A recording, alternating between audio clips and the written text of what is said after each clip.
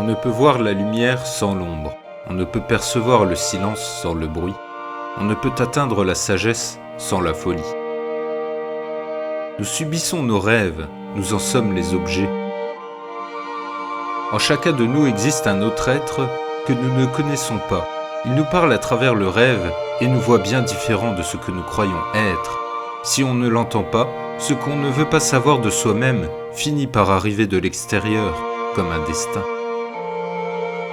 Si tu retiens celui qui s'éloigne, tu pourrais barrer le chemin à celui qui veut se rapprocher. Quand règne ce qu'on appelle un silence de mort, l'atmosphère est sinistre. De quoi a-t-on peur? Des fantômes? Sûrement pas. Ce que nous craignons, en réalité, c'est ce qui pourrait surgir du plus profond de nous-mêmes et que le bruit tient à l'écart. Le noyau de toute jalousie est un manque d'amour. La plus petite chose dotée de sens a plus de valeur dans une vie que la plus grande chose si elle en est dénuée. Trop d'animalité défigure l'homme civilisé. Trop de civilisation crée des animaux malades. Réfléchir, c'est difficile. C'est pourquoi la plupart des gens jugent. Ce n'est pas en regardant la lumière qu'on devient lumineux, mais en plongeant dans son obscurité. Mais ce travail est souvent désagréable, donc impopulaire. La névrose est la souffrance d'une âme qui cherche son sens. Votre vision devient claire lorsque vous pouvez regarder dans votre cœur. Celui qui regarde à l'extérieur de soi ne fait que rêver. Celui qui regarde en soi se réveille. Les enfants sont éduqués par ce que l'adulte est et non par ses bavardages. Ce qu'on ne veut pas savoir de soi-même finit par arriver de l'extérieur, comme un destin.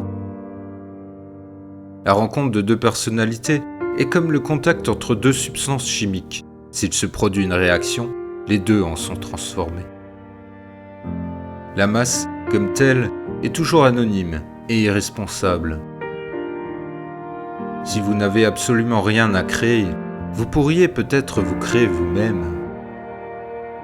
C'est dans la victoire remportée sur la psyché collective que réside la vraie valeur, la conquête du trésor, de l'arme invincible, du précieux talisman ou de tous autres biens suprêmes inventés par le mythe. Quiconque donc s'identifie à la psyché collective et s'y perd, c'est-à-dire, en langage mythique, se laisse engloutir par le monstre, va par conséquent se trouver au voisinage immédiat du trésor que garde le serpent, mais au détriment de toute liberté. L'homme mérite qu'il se soucie de lui-même, car il porte dans son âme les germes de son devenir. Les crises, les bouleversements et la maladie ne surgissent pas par hasard, ils nous servent d'indicateurs pour rectifier une trajectoire, explorer de nouvelles orientations, expérimenter un autre chemin de vie. Je ne suis pas ce qui m'est arrivé, je suis ce que je choisis de devenir.